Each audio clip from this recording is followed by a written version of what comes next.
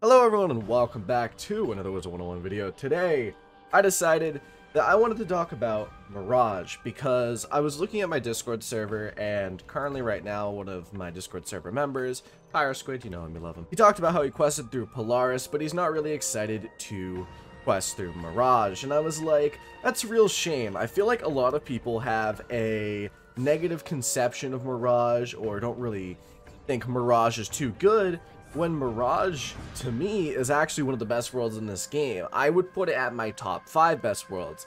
And I think that a lot of people don't agree with this opinion, but I want to justify why I think this world is really, really good.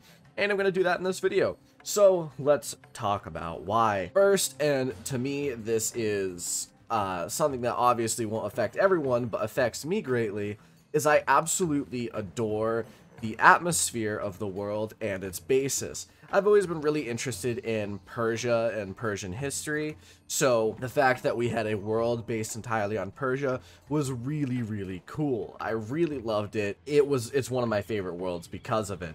I absolutely love the sandy aesthetic, the winding streets of Agrabah, the massive sandy dunes of Caravan, and the alkali burrows. Caterwall Canyons is similar.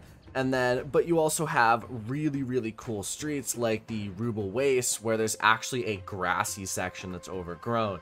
A section that feels completely out of place in the world, but shows that it's not just sand and, you know, disgusting, like, dry atmosphere. There is really, really cool places as well. And the beauty of this world really, really took me away the first time I played through it, and I love it so much. I wish I could just do Mirage again right now. But obviously I can't, but I'm questing up a character right now, so I can't wait to get back to Mirage and do it. Next, and this one for me was huge with Mirage, is characters. I don't think there is a single world in this game that has better characters in my eyes than Mirage. Now, let me explain. I think that Ozymandias, the Skull, is amazing. I think he is one of literally the best characters in this entire game. He was funny all the way through and kind of a Chad. So I loved him when I first went through it. Snake was amazing as well. He was a badass, helped you do a prison break, and eventually came around kind of being your friend. He was so cool. I remember, like, the entire time I really, really liked him as a character, and I wish that he would come back and use him more.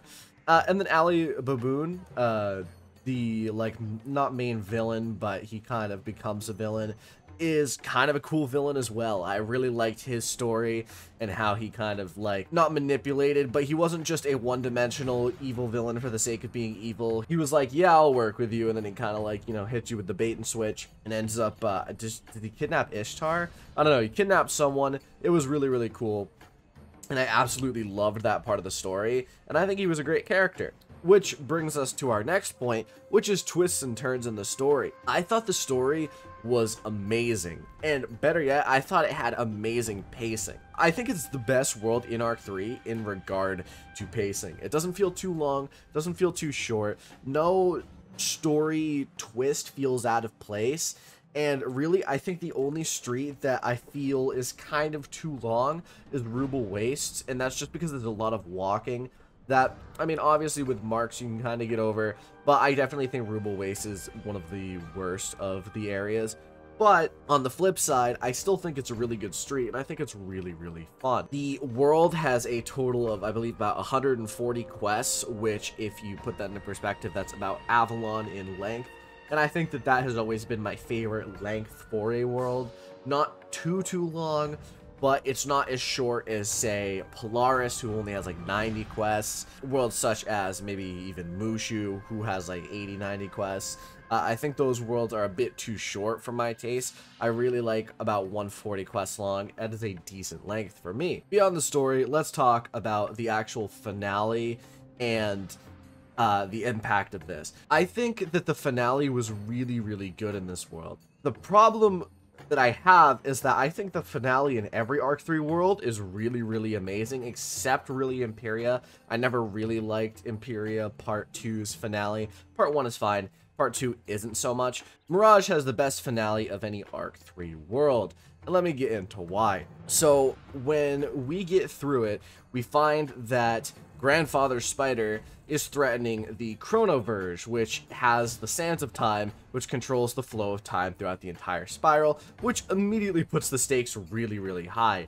The world could end at literally any second, and the spiral could as well, so it's a bit scary. To me, I felt actually kind of some tension. As Grandfather Spider threatened the Chronoverge, all the Chronomancers were knocked out and betrayed. I really, really liked that. I thought that the finale felt tense, it felt well developed, and honestly, I applaud KingsIsle for having made such a good finale to this world, and it's not even the finale to the arc, mind you. Going back and fighting the shadow versions of some of the creatures we met, such as the Jabberwock, Fort Malletmane was a questionable choice, but whatever, was really, really cool. I thought it was a really, really good callback, and I loved it. And then actually fighting Grandfather Spider was so unexpected, right?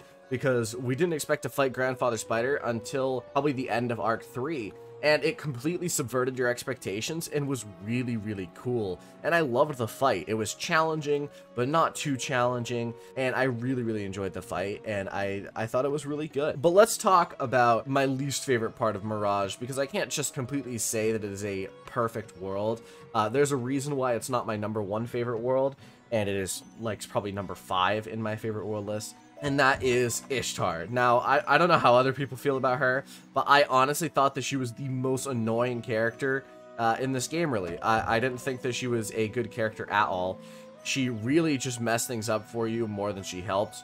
And every single time that she was like, okay, I'm gonna go off and do this by myself, I was like, thank God you're not talking to me anymore, but please stop messing things up for me. But honestly, while I dislike her immensely, she definitely was really helpful plot-wise, and she served her purpose in the plot. I really, really liked it. I just thought it was kind of annoying, and I didn't really like her. I think they made her too annoying. Really, I didn't like, you know, because she was supposed to be annoying. That was the purpose of her character.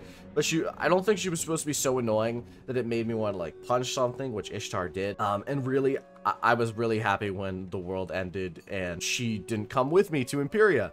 If she came to me with Imperia, I probably would have quit the game. I would say she's the one downside to the world, and that I really wish wasn't there. It's such a, like, almost a scar on the world, because every other character in this world is richly developed, amazing story building and plot, and then there's just Ishtar, who's kind of there, really annoying, not very well developed, and honestly just not a good character. So that's my only downside to Mirage that I'll say, that makes the world go from like an S tier world to me to maybe an A or a B tier world. But I really, really like the world. If you haven't done it recently, I encourage you to do it, and maybe even pay attention to the story, because I love the story of this world, and I wish more people paid attention to the story. Let me know if you agree with me, disagree with me in the comments below. Do you think that Mirage is a good world, a bad world? As I said, it's a really good world. I would put it probably top 5 favorite worlds of all time. Make sure to like and subscribe. Go support me financially on Patreon if you wish to do so, and make sure to join my Discord server. We're having a good time over there, and it's a good place to just chill and hang out. So thank you all for watching. I'll see you in the next video. Adios.